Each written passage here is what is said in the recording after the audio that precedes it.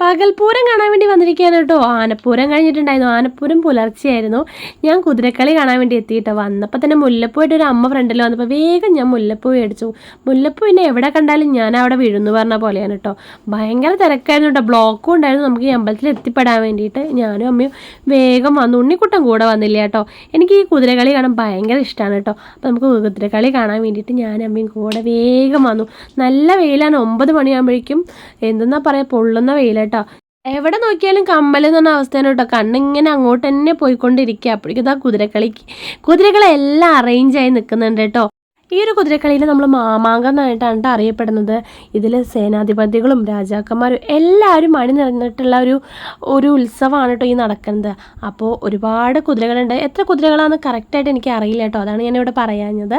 ഞാനിതിൻ്റെ വീഡിയോ മുന്നേ ചെയ്തിട്ടുണ്ട് കേട്ടോ. അത് കണ്ടാൽ കുറച്ചുകൂടി ഡീറ്റെയിൽ ആയിട്ട് നമ്മുടെ ഈ ഒരു ഐതിഹ്യം എല്ലാം മനസ്സിലാവും കേട്ടോ. അങ്ങനെ കുതിരക്കളി കഴിഞ്ഞിട്ട് അടുത്ത കൊല്ലത്തെ പൂരം എന്നാന്നും കൂടി പറഞ്ഞതിന് ശേഷം ഞങ്ങൾ തിരിച്ചു പോന്നു കേട്ടോ. ഞാനും എൻ്റെ ഫ്രണ്ട്സ് എല്ലാവരും ഉണ്ടായിരുന്നു. പിന്നെ നേരെ നമ്മൾ ഈ തിക്കിലും തിരക്കിൽ കൂടെ വരുമ്പോൾ ഒരുപാട് ഇങ്ങനെയൊക്കെ നമ്മുടെ കടകളും കാര്യങ്ങളൊക്കെ ഉണ്ടായിരുന്നു കേട്ടോ. അപ്പോൾ അവിടെയൊക്കെ ജസ്റ്റ് കയറി കുറേ 30 രൂപയുടെ കട, 50 രൂപയുടെ കട എന്നൊക്കെ പറഞ്ഞപ്പോൾ അവിടെയൊക്കെ കയറി കുറച്ച് സാധനങ്ങളൊക്കെ നോക്കി, കമ്മലൊക്കെ നോക്കി ഞങ്ങൾ പോന്നു. പോണ വഴിക്ക് ഞങ്ങളൊരു ഐസ്ക്രീമും കഴിച്ചു കേട്ടോ. അമ്മ അങ്ങനെ ഐസ്ക്രീം കഴിച്ചിരിക്കുമ്പോൾ എനിക്ക് ഭയങ്കര ദാഹം. നല്ല വെയിലാണ് കേട്ടോ. പാലക്കാടൻ ചൂട് പറഞ്ഞറിയിക്കേണ്ട ആവശ്യമില്ലല്ലോ.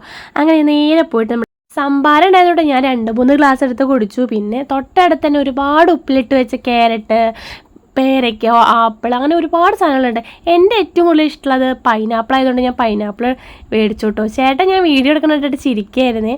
അങ്ങനെ ഞാൻ പൈനാപ്പിൾ ഇങ്ങനെ ഉപ്പൊക്കെ മുളകൊക്കെ തേച്ചത് മേടിച്ച് അവിടെ നിന്ന് കഴിച്ചു കേട്ടോ. പിന്നെ ഉണ്ണിക്കുട്ടനെ കുറച്ച് ടോയ്സൊക്കെ നോക്കി ഞങ്ങൾ അവിടെ നിന്ന് നേരെ പോരുകയുണ്ടായത്. പിന്നെ കുറച്ച് നമ്മുടെ പൂര പലഹാരങ്ങളും മേടിച്ചാലല്ലേ നമ്മുടെ പൂരം അങ്ങോട്ട് കംപ്ലീറ്റ് ആവുക.